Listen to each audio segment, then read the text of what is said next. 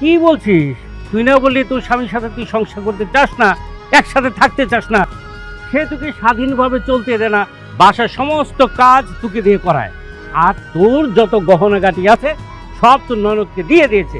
এই জন্য তো তুই আমাকে বলাতে আমি তোকে এই বুদ্ধিটা দিয়েছি বিষটা খাওয়ার জন্যে। এখন কেন বলছিস সে মারা যায় তুই চাস না কেন? বাবা, তুমি তো এটাও বলেছিলে ওদের সাথে যাতে আমি ভালো ব্যবহার করি, ভালোভাবে চলি, যাতে ওরা বিষটা খায়, নাহলে তো আমার দিয়ে কোনো খাবার ওরা খাবে না। বাবা বিশ্বাস করো, সেদিনের পর থেকে আমি আমার শাশুড়ির সাথে, সুজনের সাথে খুব ভালো ব্যবহার করে একদম ওদের মন মতো করে চলি। বাসার সব কাজ আমি করি, আমার শাশুড়িকে আমি কিছুই করতে দেই না। সেজন্যই আমি যখন চায়ের সাথে, শরবতের সাথে, খাবারের সাথে বিষ মিশিয়ে খাইয়েছি, ওরা কোনোদিন আমাকে সন্দেহ করেনি।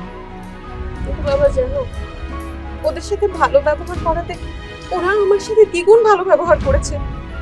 সুজনকে আমি ভালোবাসাতে সুজন আমাকে তার চেয়ে অনেক অনেক গুণ বেশি ভালোবেসেছে।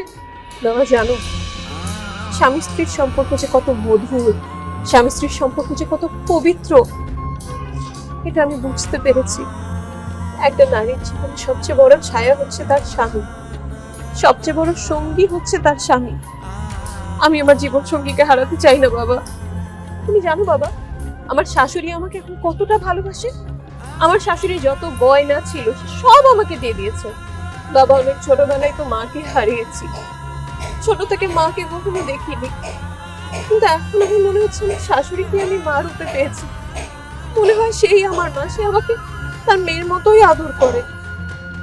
বাবা, আমার স্বামী মারা গেলে আমার জীবনটা, আমার সংসারটা তছনছ হয়ে যাবে, আমি বিধবা হয়ে যাবো। বাবা, আমি চাই না সুজন মারা যাক বাবা।